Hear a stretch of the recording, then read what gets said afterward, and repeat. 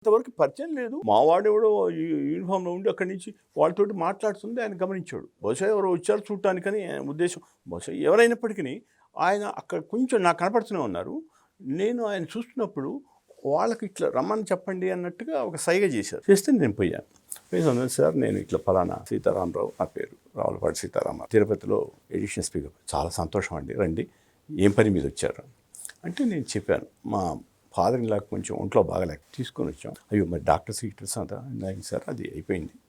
ఈ లోపల మేము సరదాగా ముఖ్యంగా మేమంతా కూడా మీ సినిమాలు చూసి ఎన్టీఆర్ గారు కనపడతారా, ఎన్టీఆర్ గారు ఎప్పుడైనా కలిసినప్పుడు వారిని చూడటమే మహదానందంగా భావించిన వాళ్ళలో మేము ఉన్నాం అంటే. అయ్యో అదేంటండి మీరు, చాలా సంతోషం అండి మీరు వచ్చారు, నిజంగా నాకు ఎంత హ్యాపీగా ఉందంటే. మంచి విద్యావంతులు, ఆయనకు చాలా ఇష్టం విద్య, ఇదంతా విద్యావంతులు. ఇంత మునిపి ఏం చేసేవారు ఈ పోస్ట్లోకి రాకుండా పోలీసులో జాయిన్ అంటే నేను లెక్చరర్గా, ఇంకేమండి చాలా ప్రొఫెసర్స్ అనమాట అన్నారు. ఆయన ఎంతంటే అసలు తాపీగా మామూలుగా తెలిసిన పరిచయమైన వ్యక్తితోటి మాట్లాడుతున్నట్టుగా మాట్లాడారు.